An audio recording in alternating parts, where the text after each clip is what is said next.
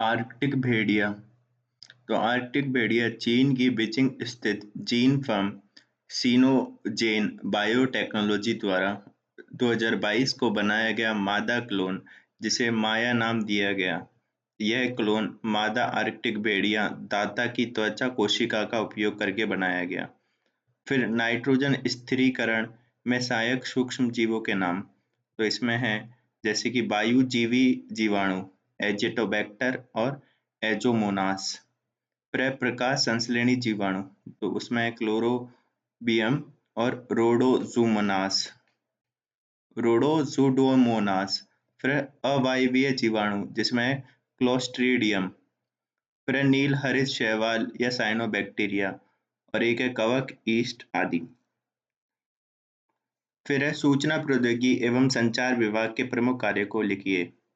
तो राजस्थान के सरकार के सूचना प्रौद्योगिकी एवं संचार विभाग के प्रमुख कार्य राज्य में कंप्यूटरी के लिए नोडल एजेंसी के रूप में कार्य करता है। राजस्थान सूचना प्रौद्योगिकी के संदर्भ में नीतियों को लागू करना है। फिर राज्य में इंटरनेट के संदर्भ में सुरक्षित नीतियों को लागू करना है, और राज्य में साइबर सुरक्षा प्रौद्योगिकी दूरसंचार अवसंरचनाओं की स्थापना। तो एक तो नीतियों का लागू करना, फिर नोडल एजेंसी, और खुद एक अवसंरचना स्थापना करना। फिर डार्क मैटर पर टिप्पणी। तो डार्क मैटर एक रहस्यमयी पदार्थ है जो ब्रह्मांड का प्रहित हिस्सा बनाता है। डार्क मैटर प्रकाश या विद्युत चुंबकीय विकिरणों अन्य रूपों के साथ संपर्क नहीं करता, जिस कारण इसका पता लगाना मुमकिन नहीं है, मुश्किल है। ठीक है। फिर क्लासिकल कंप्यूटर और क्वांटम कंप्यूटर में मूलभूत अंतर। तो क्लासिकल कंप्यूटर क्वांटम कंप्यूटर के निम्न अंतर हैं। क्लासिकल कंप्यूटर बाइनरी प्रारूप में सूचनाओं को संशोधित करता है, जिसे बिट्स कहा जाता है।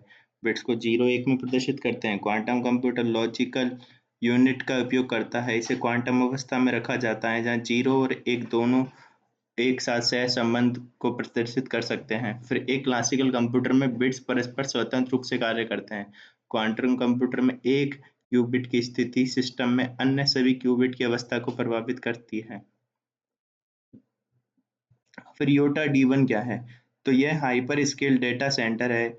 31 अक्टूबर 2022 को उत्तर प्रदेश के ग्रेटर नोएडा में स्थापित किया गया। यह सेंटर एक समर्पित सुरक्षित जगह है, जहां कंप्यूटर और नेटवर्किंग उपकरणों को बड़ी मात्रा में डेटा एकत्रण, भंडारण और प्रसंस्करण, वितरण या उन तक पहुंच की अनुमति के उद्देश्य से स्थापित किया गया है।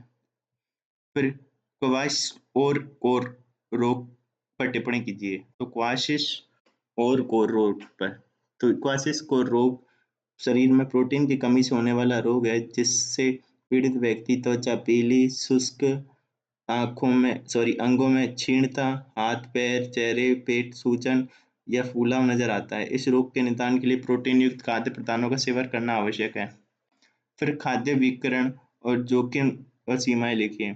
तो खाद्य विकिरण के निम्न जोखिम हो सकते हैं। संभावित पोषक तत्वों को नुकसान हो सकता है और हानिकारक उप उत्पादों का निर्माण हो सकता है।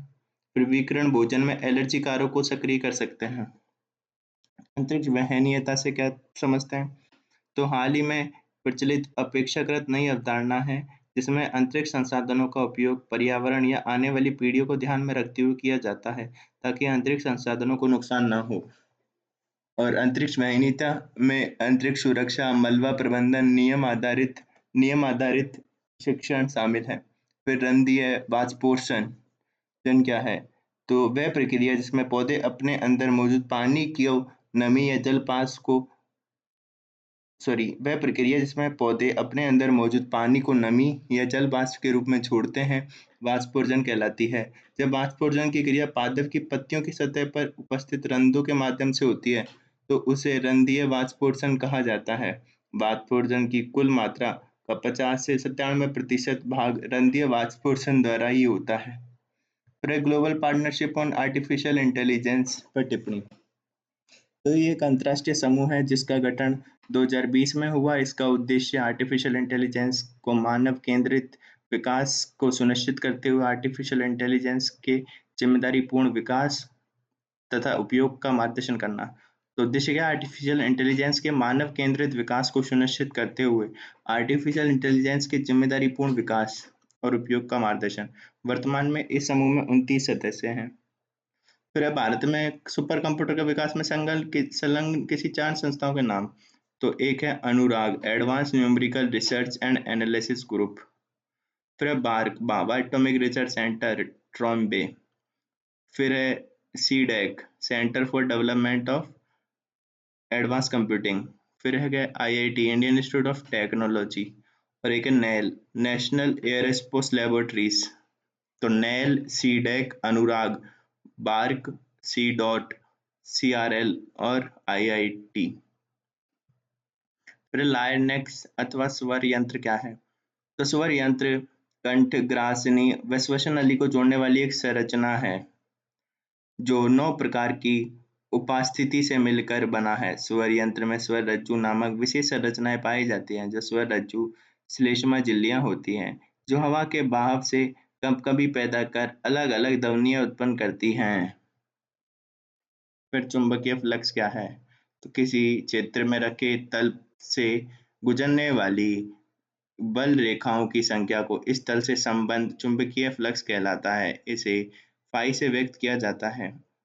फिर है phi is equals to B A cos theta, चुंबकीय फ्लक्स, और बी है चुंबकीय क्षेत्र, ए है तल का क्षेत्रफल और फाई है चुंबकीय क्षेत्र से क्षेत्रफल सदिश के कोण का मान। फिर पलायन वेग, तो वह न्यूनतम वेग जिससे किसी पिंड को फेंका जाए तो वह गुरुत्वाकर्षण क्षेत्र की सीमा को छोड़कर बाहर चला जाए और पुनः लौटकर नहीं आएगा। पृथ्वी का पलायन वेग 11.2 किलोमीटर सेकंड है। और किसी वस्तु गोलाकार वस्तु के लिए पलायन वेग इस नियम से पाया जाता है 2 gm/r√। फिर डाटा स्थानीयकरण की अवधारणा को स्पष्ट कीजिए।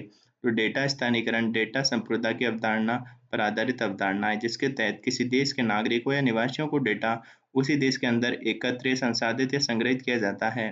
भारत के लिए डेटा की गोपनीयता और संप्रभुता की रक्षा डेटा स्थानीयकरण का मुख्य उद्देश्य है ताकि नागरिकों और निवासियों की व्यक्तिगत और वित्तीय जानकारी को विदेशी निगरानी से बचाया जा सके। फिर वायरलेस या लाइट फिडेलिटी किस प्रकार से भिन्न है? तो वाईफाई, वाईफाई में रेडियो तरंगों से डाटा ट्रांसफर, लाईफाई में डाटा ट्रांसफर में दृश्य प्रकाश का प्रयोग। फिर वाईफाई तरंग ठोस स्थानों से गुजर सकती है, लाईफाई ठोस स्थानों से नहीं गुजर सकती। वाईफाई लाईफाई की तुलना में ज्यादा ट्रांसफर व गति मंद रहती है। नहीं सॉरी, लाईफाई की तुलना में वाईफाई में डाटा ट्रांसफर की गति कम रहती है, मंद रहती है। फिर वाईफाई की तुलना में डाटा ट्रांसफर की गति तेज रहती है। क्षेत्र विशेष में वाईफाई नेटवर्क की संख्या अधिक होने पर बाधाएं उत्पन्न होती है, पर लाईफाई में ऐसी बाधाओं की समस्या नहीं है। फिर द्विनिषेचन पर टिप्पणी लिखिए। तो द्विनिषेचन आवृतबीजी पौधों में होने वाली एक जटिल निषेचन प्रक्रिया है। इसमें निषेचन की प्रक्रिया 2 बार होती है। इसमें एक नर युग्मक अंडोकोशिका से दूसरा नर युग्मक द्वितीयक केंद्रक 2n से संलग्नित होता है। द्विनिषेचन का अध्ययन सर्वप्रथम नवाश्विन द्वारा 1898 में किया गया। फिर एंजाइमों को उत्प्रेरण क्रियाशीलता को प्रभावित करने वाले कारकों के नाम लिखिए। तो एंजाइमों की उत्प्रेरण क्रियाशीलता को निम्न कारक प्रभावित करते हैं: पीएच का मान, तापक्रम, क्रियाधाराओं की सांद्रता, एंजाइम सांद्रता, अंतिम उत्पाद की सांद्रता और एंजाइम निरोधक व विष की उपस्थिति। फिर अग्र चुवर्णक दंत व रंधक दंतों में दो अंतर। तो रदनक दंत, ये दांत भोजन को चीरने फाड़ने का कार्य करते हैं, और अग्र चुवर्णक, तो ये भोजन को चबाने के सहायक हैं। फिर ये 16 से 20 माह की उम्र में निकलते हैं और ये 10 से 11 वर्ष की उम्र में निकलते हैं। ये प्रत्येक जबड़े में होते हैं दो दो, और ये प्रत्येक जबड़े में चार चार पाए जाते हैं।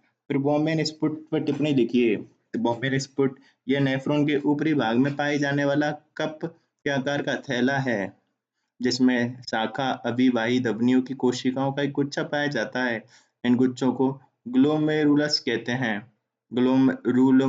ग्लोमेरुलस का एक सिरा जो बोमेन स्पुट में अपशिष्ट युक्त गंदा रक्त लाता है वक धमनी से जुड़ा होता है, तथा द्वितीय हिस्सा स्वच्छ रक्त को ले जाने हेतु वक शिरा से जुड़ा होता है। फिर यौगिक और मिश्रण में दो अंतर। तो तत्व या यौगिक केवल मिश्रण बनाना को मिलते हैं किंतु नए यौगिक का निर्माण नहीं करते। तत्व क्रिया करके यौगिक का निर्माण करते हैं। फिर मिश्रण का संगठन परिवर्तनीय होता है। यौगिक नए पदार्थ का संगठन सदैव स्थायी होता है। फिर मिश्रण में इसमें उपस्थित घटकों को गुणधर्म दर्शाता है। यौगिक नए पदार्थ के गुणधर्म पूरी तरह भिन्न होते हैं। घटकों को मिलाने घटकों को भौतिक विधियों द्वारा सुगमता से पृथक किया जा सकता है मिश्रण को। पर यौगिक के घटकों को केवल रासायनिक और वैद्युत रासायनिक प्रतिक्रिया से पृथक किया जा सकता है। फिर उदासीनीकरण अभिक्रिया क्या है? तो वह अभिक्रिया जिसमें क्रिया कारक के रूप में अम्ल और क्षार अभिक्रिया करके क्रिया फल के रूप में लवण तथा जल बनाते हैं, उदासीनीकरण की अभिक्रिया कहलाती है। जैसे HCl plus NaOH give NaCl plus H2O। फिर वायरस और प्रोटोआ जनित किन्हीं चार चार रोगों के नाम तो है पीलिया, ट्राइकोमा, एड्स, हेपेटाइटिस। और प्रोटोजोआ के हैं पेचिस, मलेरिया, पायरिया, काला अजहर और निद्रा रोग। फिर कैश मेमोरी क्या है? तो कैश मेमोरी सीधे प्रोसेसर से जुड़ी होती है, ऐसी सूचनाओं का संग्रहण करती है जो प्रोसेसर के द्वारा बार बार प्रयोग में लाई जाती हैं। कैश मेमोरी रैम और रोम दोनों मेमोरी से तीव्र होती है। केवल प्रोसेसर रजिस्टर ही इससे अधिक गति से डाटा और संग्रहण और पुनः उत्पादन करते हैं। फिर परासरण को परिभाषित करते हुए परासरण के महत्व को समझाइए। तो परासरण परासरण क्या है? अर्धपराग्य झिल्ली द्वारा पृथक किए गए भिन्न सांद्रता वाले दो गोलों में विलायक के अणुओं को विसरण कम सांद्रता वाले गोल अर्थात विलायक की उच्च सांद्रता वाले गोल से अधिक सांद्रता वाले गोल अर्थात विलायक की निम्न सांद्रता वाले गोल की तरफ होना परासरण कहलाता है। परासरण का महत्व: मूल रोमों द्वारा जल का अवशोषण, पौधों के अंदर जल का एक कोशिका से दूसरी कोशिका में विसरण। फिर कोशिका की स्फीती अवस्था में पौधों के भिन्न अंगों में जल के वितरण में, तरुण कोशिकी की वृद्धि में, पादपों के हिमीकरण व शुष्कन की प्रतिरोधी बनाने में। फिर तंबाकू में पाए जाने वाले एल्कोहल्डिहाइड का नाम बताइए। तंबाकू सेवन से मानव स्वास्थ्य पर पड़ने वाले दुष्प्रभावों को बताइए। तो तंबाकू पादप की पत्तियों में निकोटिन नामक एल्कलॉइड पाया जाता है। तंबाकू के सेवन से मानव स्वास्थ्य पर निम्न दुष्प्रभाव नजर आते हैं, जैसे गर्भवती महिलाओं द्वारा तंबाकू का सेवन करने पर भ्रूण का विकास में गति मंद पड़ जाती है। फिर मुंह, जीभ, गले, फेफड़ों आदि का कैंसर होने की संभावना बढ़ जाती है। धमनियां मोटी हो जाती हैं, रक्त दाब, हृदय स्कंदन की तरफ बढ़ जाती है। फिर धुएं में उपस्थित कार्बन मोनोऑक्साइड आरबीसी को नष्ट कर रुधिर की ऑक्सीजन परिवहन की क्षमता कम कर देती है। फिर आनुवांशिकी अभियांत्रिकी ने मानव प्रजनन के संदर्भ में नैतिक सामाजिक मुद्दों को जन्म दिया है। तो वर्तमान में इस तकनीक के समक्ष उत्पन्न नैतिक चिंताओं ने तकनीक पर प्रश्न चिन्ह लगा दिया है।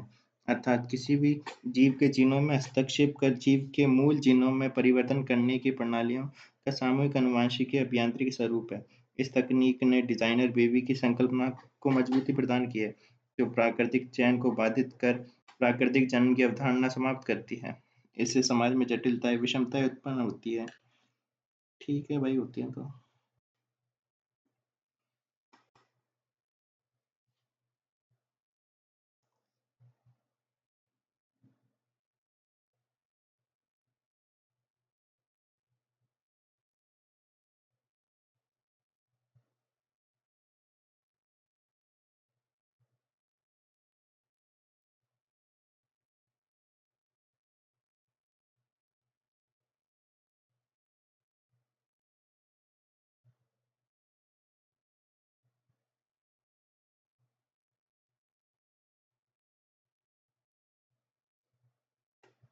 समाज में जटिलताएं व विषमताएं उत्पन्न हो सकती हैं, अर्थात आनुवांशिक अभियांत्रिकी केवल अमीरों के लिए ही सुलभ होगी। स्वास्थ्य देखभाल और अन्य हस्तक्षेपों तक पहुंच में मौजूदा असमानताओं को बढ़ाएगी।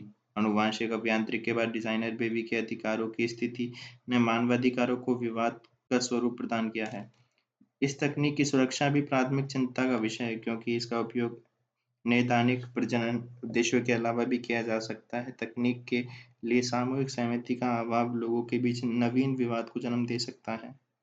फिर डीप फेक की अवधारणा को स्पष्ट करते हुए इसके कारण उत्पन्न होने वाली चुनौती को लिखिए। तो कृत्रिम बुद्धिमत्ता का प्रयोग करते हुए किसी व्यक्ति विशेष की आवाज, शब्द, शारीरिक गतिविधियों तथा अन्य अभिव्यक्तियों को अन्य व्यक्तियों की गतिविधियों के साथ जोड़ना, सहजता से स्थानांतरण करना, जैसे वास्तविक व्यक्ति की मूल गतिविधियां व अन्य व्यक्तियों की मूल गतिविधियों में अंतर कर पाना मुश्किल हो, डीफेक हैं। इसके निम्न खतरे हैं: व्यक्तिगत गोपनीयता का उल्लंघन, धोखाधड़ी, ब्लैकमेल, आपराधिक गतिविधियों में किया जा सकता है। फिर सार्वजनिक व्यक्ति व प्रतिष्ठा को क्षति पहुंचाई जा सकती है। मूल्यों का अवमूल्यन किया जा सकता है। फिर है अस्थिरता उत्पन्न कर सकते हैं राजनीतिक संवाद से। अब है निम्न पर टिप्पणी। तो निम्न पर टिप्पणी: वनस्पतिक कीटनाशक। तो पादपों से प्राप्त घटक जिनमें कीटनाशक गुण होते हैं, वनस्पतिक जैव कीटनाशक कहलाते हैं। ये पौधों से बनाए जाते हैं, इसलिए इन्हें प्राकृतिक कीटनाशक भी कहा जाता है, जैसे निकोटीन, रायानिसा, पाइरीथेरम, रोटिनोन और मार्गोसा। फिर कृत्रिम मधुरक वे कृत्रिम रासायनिक पदार्थ जो खाद्य पदार्थों में मिठास उत्पन्न करते हैं, कृत्रिम मधुरक कहलाते हैं।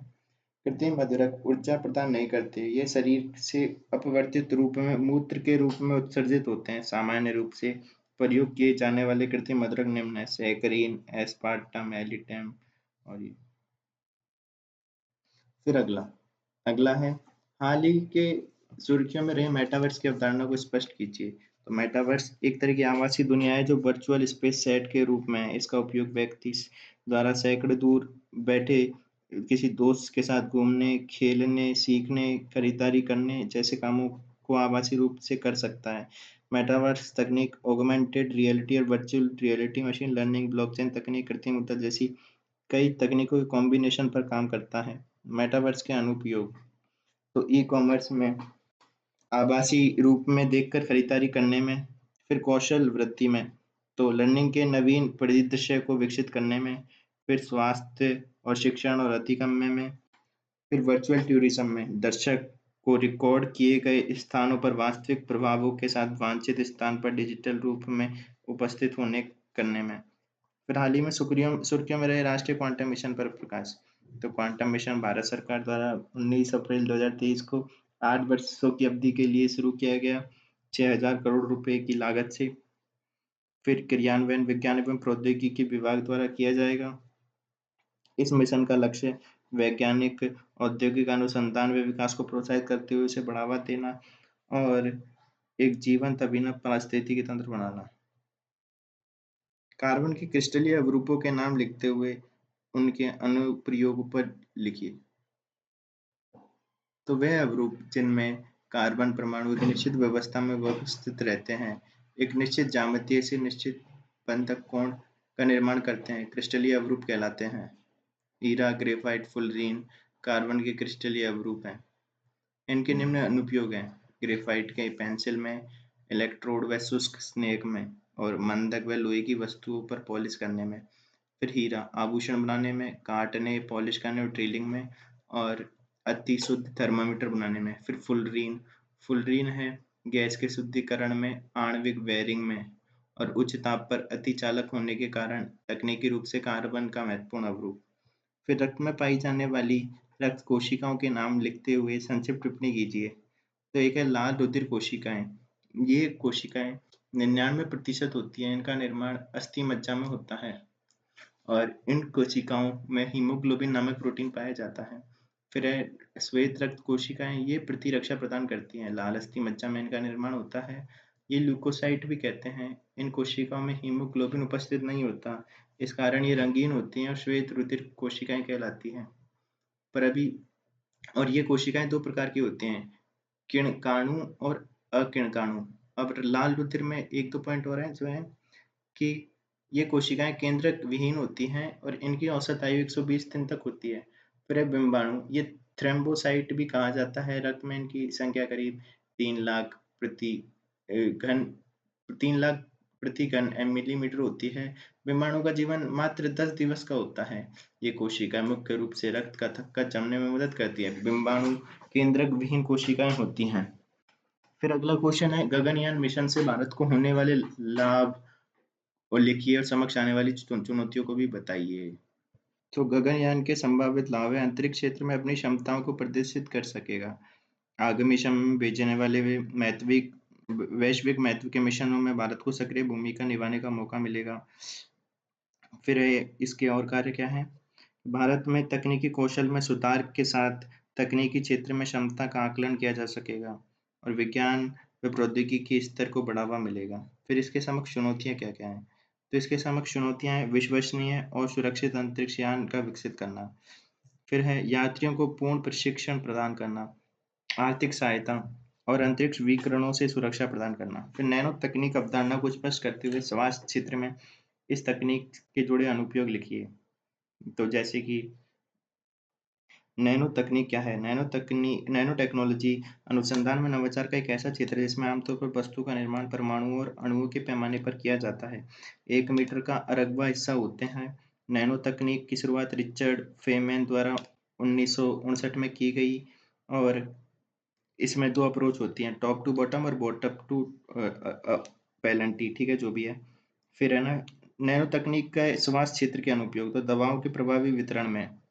फिर है डायग्नोस्टिक तकनीक में, तो रक्त के कैंसर कोशिकाओं को पता लगाने में, जीवाणु-रोधी उपचार में, सोने के नैनो कण और अवरक्त प्रकाश का उपयोग करके। फिर साइड इफेक्ट विहीन नैनो मेडिसिन के निर्माण में और दर्द रहित शल्य चिकित्सा में। अब फिर अगला क्वेश्चन है कि पादपों के लिए आवश्यक बृहद और सूक्ष्म पोषक तत्वों में मूलभूत अंतर लिखिए। पौधों की वृद्धि के लिए कई खनिज तत्व आवश्यक होते हैं, जिनको अनिवार्य पोषक तत्व कहा जाता है।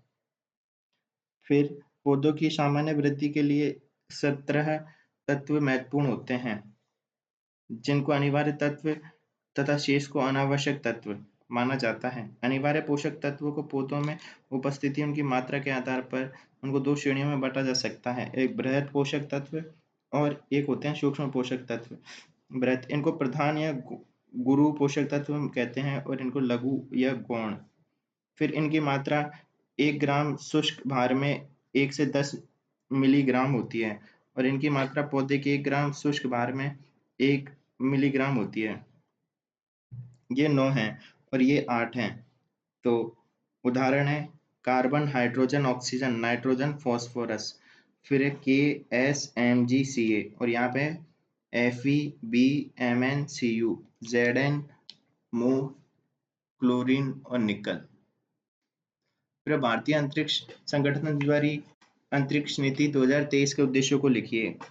तो अंतरिक्ष कार्यक्रम के संपोषण व संवर्धन के लिए अंतरिक्ष क्षेत्र में उन्नत अनुसंधान व विकास को प्रोत्साहित करना, राष्ट्रीय प्राथमिकताओं के लिए अंतरिक्ष प्रौद्योगिकी के उपयोग से सार्वजनिक वस्तुओं व सेवाओं का उपलब्ध करवाना, अंतरिक्ष क्षेत्र के स्टार्टअप को ठोस सहायता प्रदान करने सहित अंतरिक्ष संबंधी शिक्षा नवाचार को बढ़ावा देना और इन स्पेस के माध्यम से गैर सरकारी इकाइयों को समान अवसर प्रदान करने के लिए स्थिर अनुपमेय विनियामक ढांचे का निर्माण करना, समग्र प्रौद्योगिकी विकास एवं समाज में वैज्ञानिक अभिवृद्धि पुष्ट करने के लिए अंतरिक्ष का संचालक के रूप में उपयोग करना।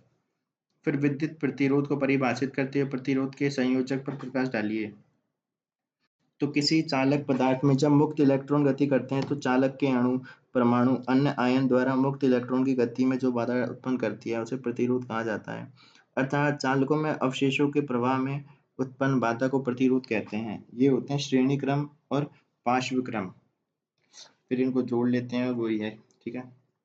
फिर है श्वेत उत्प्रेरक को 100 उदाहरण परिभाषित करके उत्प्रेरकों के सामान्य गुणों विशेषताओं को लिखिए। तो जब किसी रासायनिक अभिक्रिया में बना उत्पाद स्वयं ही उत्प्रेरक का कार्य करे, अर्थात अभिक्रिया के वेग को बढ़ा देता है, तो वह उत्पाद स्वयं उत्प्रेरक कहलाता है। जैसे कि CH3COO C2H5 फिर H2O, तो बनता है इसे CH3COOH और फिर C2H2OH। उत्प्रेरक के गुण है रासायनिक संगठन या मात्रा में कोई परिवर्तन नहीं होता है और सूक्ष्म मात्रा में उपस्थिति ही पर्याप्त होती है। फिर प्रत्येक अभिक्रिया के लिए एक विशिष्ट उत्प्रेरक होता है और उत्प्रेरक अभिक्रिया को प्रारंभ नहीं करता। उत्प्रेरक की ताप बदलने पर क्रियाशीलता प्रभावित होती है। उत्क्रमणीय अभिक्रियाओं में उत्प्रेरक व प्रतीप दोनों अभिक्रियाओं के वेग के समान रूप से प्रभावित करते हैं। फिर है भारत 6G मिशन के उद्देश्य क्या हैं? तो भारत शिक्षा मिशन के उद्देश्य हैं वैश्विक स्तर पर अग्रणी राष्ट्र बनाना, अवसंरचना निर्माण को बढ़ावा देना और आईटी फर्मों की विश्वसनीयता आधारित। फिर भारतीय समक्ष चुनौती क्या है? भारतीय स्पेक्ट्रम का अभाव है, नवीन जटिलताओं को उत्पन्न होना और बुनियादी ढांचे विकास का भी अभाव है।